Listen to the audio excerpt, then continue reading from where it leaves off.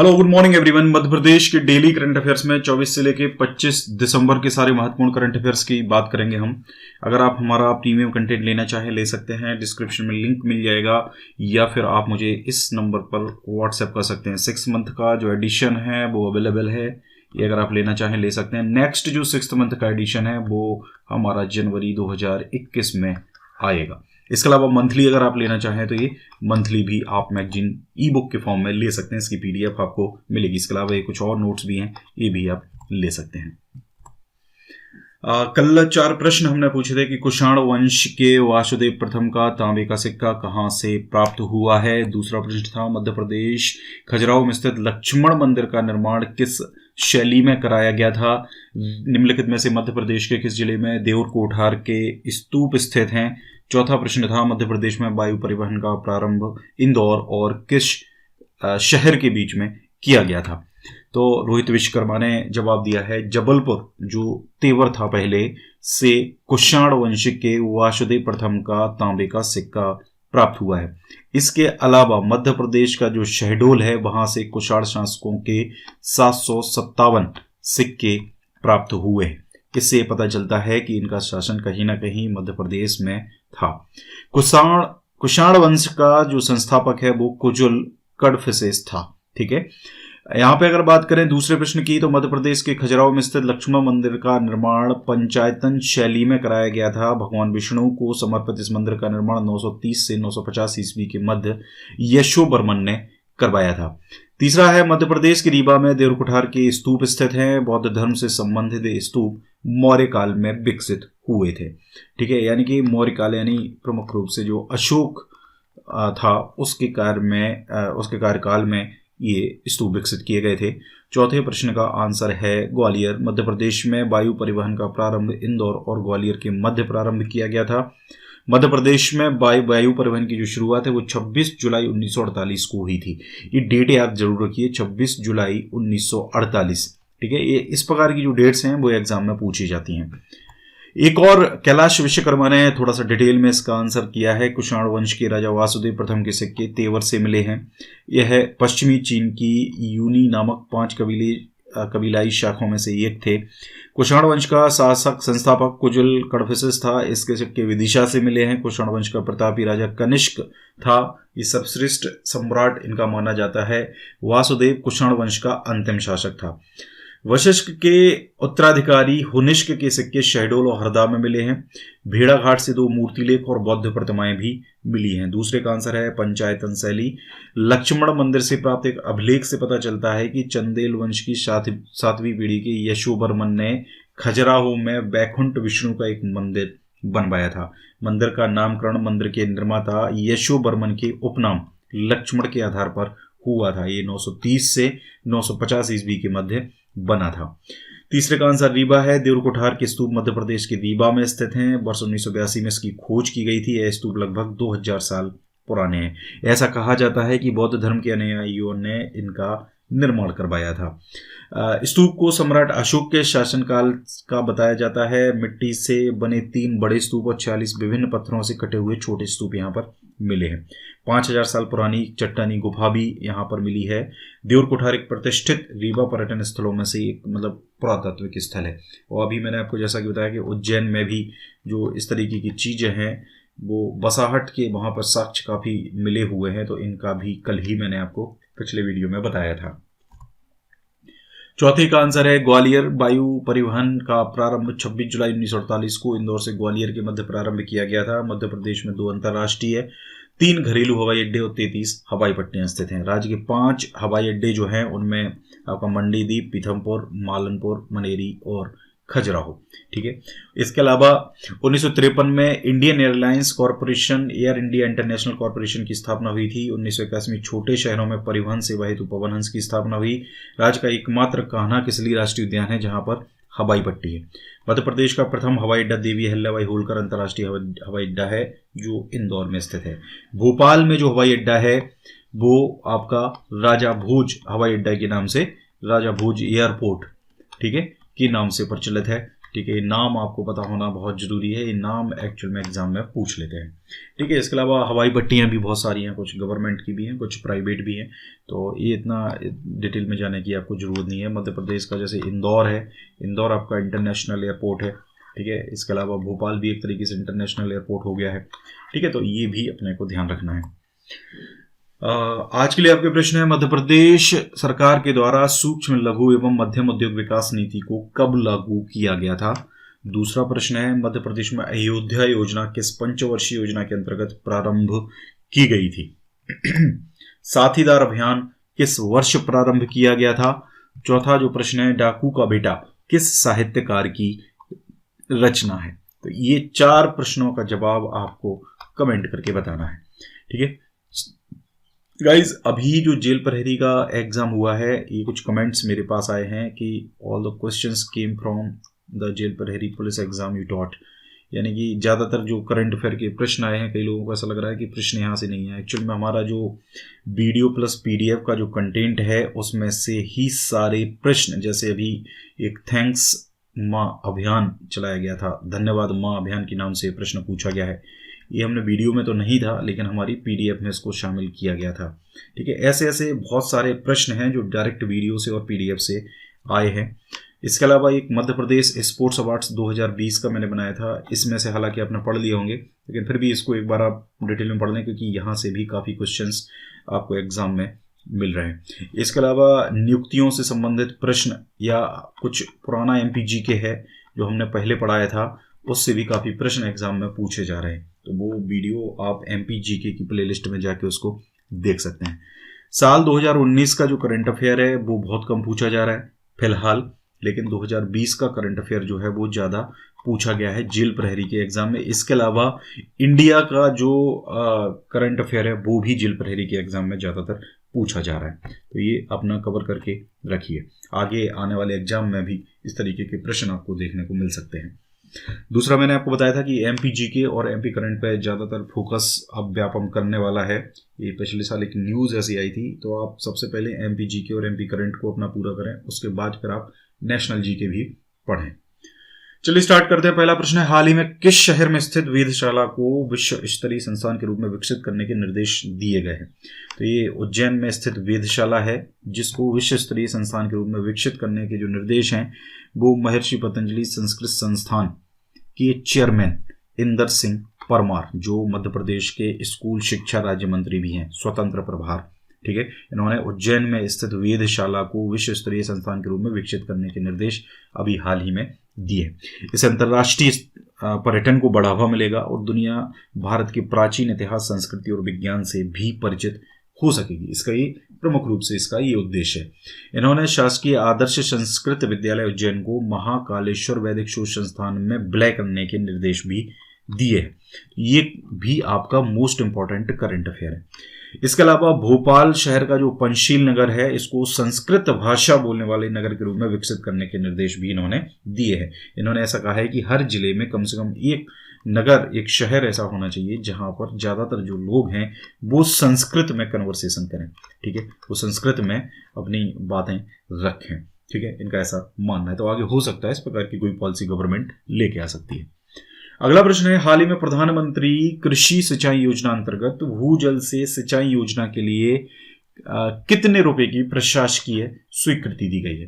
तो देखिए, प्रधानमंत्री कृषि सिंचाई योजना के अंतर्गत भूजल से सिंचाई योजना के लिए भी हाल ही में 1706 करोड़ रुपए की स्वीकृति, प्रशासकीय स्वीकृति मंत्री परिषद की हाल ही में जो बैठक हुई है उसके अंदर दी गई है। ठीक है, प्रधानमंत्री किसान सिंचाई योजना यानी कि हर खेत को पानी, हर खेत को पानी, ये इसका प्रमुख जो टैगलाइन जिसको हम बोल सकते हैं, ये टैगलाइन थी।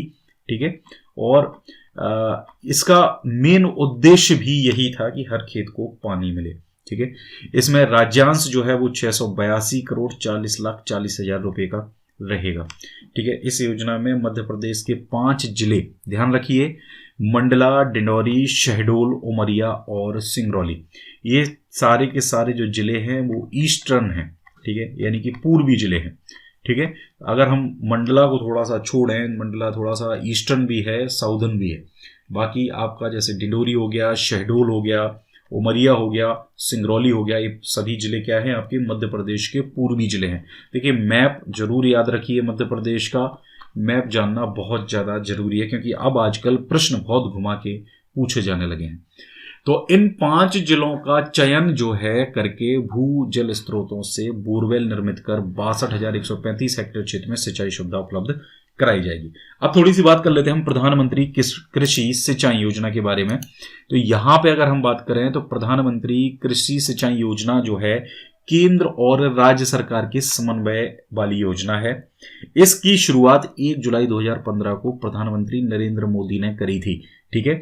और कुल संभावित खर्च जो है इसका जितना भी होता है उसका 75% हिस्सा जो है वो केंद्र सरकार के द्वारा वहन किया जाता है, ठीक है। और प्रधानमंत्री कृषि सिंचाई योजना का जो काम है वो 2 बोर्ड हैं, उनकी देखरेख में होता है। एक है आपका नेशनल स्टीयरिंग कमेटी, इसके अध्यक्ष खुद प्रधानमंत्री होते हैं, ध्यान रखिए ये इंपॉर्टेंट है। दूसरा जो है आपका वो नेशनल एग्जीक्यूटिव बोर्ड है। नेशनल एग्जीक्यूटिव बोर्ड जो है इसके चेयरमैन नीति आयोग के उपाध्यक्ष होते हैं। चलिए कमेंट करके बताइए कि नीति आयोग के अध्यक्ष और उपाध्यक्ष अभी हाल में कौन है, ठीक है। तो ये पूरा इससे रिलेटेड आपका स्ट्रेटेजी हो जाएगा। अगला प्रश्न है मध्य प्रदेश राज्य पिछड़ा वर्ग आयोग में कितने अशासकीय सदस्यों की नियुक्ति की जाएगी। तो ये टोटल 5 अशासकीय सदस्यों की नियुक्ति जो है इसके अंदर की जानी है।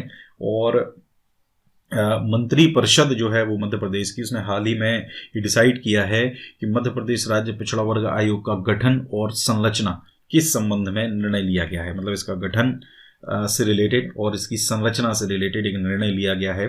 इसमें पिछड़े वर्गों से संबंधित मामलों का ज्ञान रखने और उनके कार्य के लिए जाने जाते होंगे, ठीक है, ऐसे 5 अशासकीय सदस्यों की नियुक्ति की जाएगी। भाषा थोड़ी सी क्लिष्ट है लेकिन मैं बताता हूं आपको। एक्चुअल में ऐसे 5 अशासकीय सदस्यों की नियुक्ति की जाएगी, ठीक है, जो इन पिछड़े वर्गों से संबंधित मामलों का जिनके पास ज्ञान है वो उनके बारे में जानते हैं और या फिर वो उनके लिए इससे रिलेटेड कुछ कार्य कर रहे हैं, ठीक है। तो ऐसे लोगों की नियुक्ति इसके अंदर की जानी है। इसमें एक सदस्य आयोग के अध्यक्ष के रूप में और अन्य सदस्य उपाध्यक्ष के रूप में नियुक्त किए जाएंगे। अध्यक्ष और कम से कम 2 अन्य सदस्य पिछड़े वर्ग से संबंधित होंगे। साथ ही एक महिला सदस्य को भी इसके अंदर नियुक्त किया जाएगा। तो इस प्रकार कुल मिला के 5 अशासकीय सदस्यों की नियुक्ति इसके अंदर की जानी है। देखिए ये थोड़ा सा गठन और संरचना के संबंध में निर्णय लिया गया है। अगर हम बात करें मध्य प्रदेश राज्य पिछड़ा वर्ग आयोग का जो गठन है वो कब हुआ था, या तो अभी हाल में एक्चुअल में क्या था कि सितंबर 2020 में मैंने आपको बताया था कि मंत्रिपरिषद की बैठक में मध्य प्रदेश में पिछड़ा वर्ग आयोग को संवैधानिक दर्जा देने के साथ साथ इसके गठन को स्वीकृति दी गई थी, ठीक है। हालांकि ये गठन हो गया था, हो सकता है इसमें कुछ चेंज वो कर रहे हों, इसलिए ऐसा न्यूज में आया था कि इसका गठन इस तरीके से करा जाना है। मध्य प्रदेश शासन के द्वारा 13 मार्च 1993 को, ध्यान रखिए 13 मार्च 1993 को, ये ऑफिशियल डेटा है, इसकी वेबसाइट से हमने लिया है, राज्य स्तरीय मध्य प्रदेश राज्य पिछड़ा वर्ग आयोग का गठन किया गया था। इसके जो प्रथम अध्यक्ष हैं वो वसंत राव उइके थे। वसंत राव उइके मध्य प्रदेश की प्रथम, द्वितीय, तृतीय इस प्रकार से कंटिन्यू जो बहुत सारी विधानसभाएं हैं उनमें विधायक रहे थे। बहुत सारे इस तरीके के जो आयोग हैं उनके अध्यक्ष भी ये बनाए गए थे। और इनकी अगर बात करें तो वसंत राव उइके राज्य स्तरीय मध्य प्रदेश राज्य पिछड़ा वर्ग आयोग के पहले अध्यक्ष थे, ठीक है। ये जानकारी जनरली बुक्स में नहीं मिलती है, ठीक है, इसलिए मैंने इसको कलेक्ट करके आपको बता दिया। अगर अभी हम बात करें राष्ट्रीय पिछड़ा वर्ग आयोग की तो इसके जो अध्यक्ष हैं वो भगवान लाल साहनी हैं। अभी हाल में 2019 में इनकी नियुक्ति हुई थी, ठीक है, ये भी आप ध्यान रखिए। एक और निर्णय इसमें लिया गया है, अभी हाल में ऐसा सुनने में आ रहा था कि कोरोना की जो वैक्सीन है उसमें भी मिलावट के चांसेस आ सकते हैं। इसी को देखते हुए मध्य प्रदेश कैबिनेट ने मध्य प्रदेश राज्य में खाद्य और दवाओं का अपमिश्रण रोकने के उद्देश्य से, अपमिश्रण यानी कि मिलावट रोकने के उद्देश्य से, वर्तमान परिस्थितियों को देखते हुए एवं तात्कालिक विधान की आवश्यकता को दृष्टिगत रखते हुए अपमिश्रणकर्ता के विरुद्ध आजीवन कारावास की सजा, ये ध्यान रखना है आपको, लाइफ टाइम इम्प्रिजनमेंट, ठीक है, मतलब उसको आजीवन कारावास की सजा का उपबंध करने के लिए दंड विधि मध्य प्रदेश संशोधन विधेयक 2020 तैयार किया गया है। ये सारे विधेयक याद रखिए, ये विधेयक किस मंथ में आए हैं, अभी इनको मतलब अनुमोदन किया गया है इनका, अभी ये आगे जाके अगला जो विधानसभा का सेशन होगा उसके अंदर इनको पास कराया जाएगा। ठीक है, तो दंड विधि मध्य प्रदेश संशोधन विधेयक 2020 तैयार किया गया है। पहले इसमें इतनी सजा नहीं होती थी, लेकिन ये चूंकि बहुत सीरियस क्राइम होगा आज के कंडीशंस को अगर देखें तो, ठीक है, तो इसलिए आजीवन कारावास की सजा का प्रावधान इसमें अब किया गया है। ठीक है, मंत्रिपरिषद ने विधानसभा में प्रस्तुत करने के लिए अनुमोदन इसको दिया है। इसके अलावा मध्य प्रदेश की जो मंत्रिपरिषद की बैठक है उसमें 3 विश्वविद्यालय हों, जिनमें मध्य प्रदेश भोज मुक्त विश्वविद्यालय, राजा भोज मुक्त विश्वविद्यालय के नाम से इसको जानते हैं, भोपाल में स्थित है। 1991 में इसकी स्थापना हुई थी। इसके अलावा पंडित SN शुक्ला विश्वविद्यालय शहडोल का है, जिसको शंभुनाथ शुक्ला विश्वविद्यालय के नाम से जानते हैं। इसके अलावा डॉक्टर BR अम्बेडकर सामाजिक विज्ञान विश्वविद्यालय महू इंदौर। ठीक है, ये जो आपका विश्वविद्यालय है इसकी स्थापना 2015 में की गई थी। ठीक है, तो इनके अधिनियम में प्रति कुलपति पद के प्रावधान के लिए संशोधन विधेयक 2020 को विधानसभा में प्रस्तुत करने की एक मंजूरी दी गई है। ठीक है, तो इनमें भी संशोधन किया जाना है।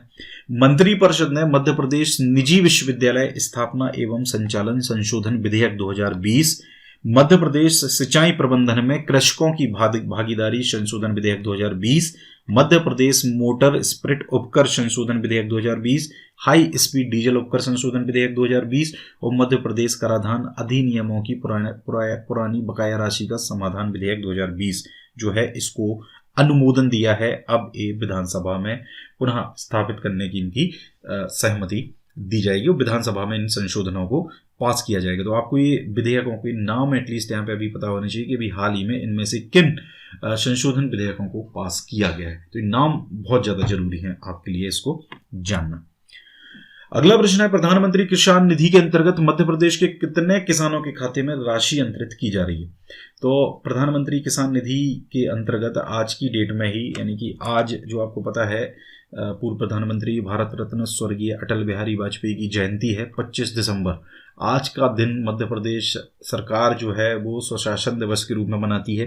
इनके जन्म दिवस को स्वशासन दिवस के रूप में मनाया जाता है और प्रधानमंत्री नरेंद्र मोदी जो है वो प्रधानमंत्री किसान निधि के अंतर्गत देश के 9 करोड़ किसानों के खाते में 18,000 करोड़ रुपए की राशि अंतरित करेंगे। इनमें से मध्य प्रदेश की अगर बात करें तो मध्य प्रदेश के 78 लाख किसान इसके अंदर शामिल हैं। ठीक है, आपको ये डेटा याद रखना होगा। ठीक है, किसानों को प्रधानमंत्री किसान निधि की राशि अंतरित करने का यह वर्चुअल कार्यक्रम विकासखंड और पंचायत स्तर पर होगा और आज की डेट में यानी कि 25 दिसंबर को यह कार्यक्रम जो है आयोजित किया जाएगा। अगला प्रश्न है, BAI senior national selling championship 2020 में Madhya Pradesh water sports selling अकादमी की खिलाड़ियों ने कितने पदक जीते? हालांकि ये रिपीट हो रहा है क्वेश्चन, अभी फिर से न्यूज में आया है इसलिए मैंने आपको रिपीट कर दिया कि एक बार और पढ़ लो इसको। ये टोटल 5 पदक हैं जो Madhya Pradesh water sports selling अकादमी की खिलाड़ियों ने जीते। ठीक है, और मध्य प्रदेश में मुंबई में जो याटिंग एसोसिएशन ऑफ इंडिया है उसके द्वारा ये नेशनल सेलिंग चैंपियनशिप आयोजित कराई गई थी। इसमें Madhya Pradesh water sports selling अकादमी की जो खिलाड़ी हैं उनको 3 स्वर्ण पदक और 2 रजत पदक मिले हैं। अब इसमें ये याद रखना है आपको कि स्वर्ण पदक किस किस को मिला है और रजत पदक किस किस को मिला है। ठीक है, तो इसमें अकादमी की स्टार खिलाड़ी हैं हर्षिता तोमर। ठीक है, ध्यान रखिए इनका नाम, हर्षिता तोमर ने मध्य प्रदेश को इसमें स्वर्ण पदक दिलाया है। इसके अलावा इवेंट्स ज़्यादा याद रखने की जरूरत नहीं है कि किस इवेंट्स में दिलाया है, आपको बस ये याद रखना है कि इसमें किसको दिलाया है।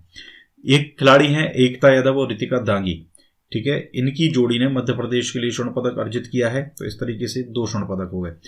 तीसरी श्रद्धा वर्मा और मुरैना के खिलाड़ी हैं रविंद्र शर्मा, इन्होंने भी स्वर्ण पदक मध्य प्रदेश को दिलाया है, तो ये 3 गोल्ड मेडल आपके हो जाते हैं। इसके अलावा अकादमी की खिलाड़ी हैं उमा चौहान और पूर्व खिलाड़ी हैं डिंडोरी के सोनू जाटव, इन्होंने प्रदेश को रजत पदक दिलाया है, यानी कि 1 सिल्वर हो गया।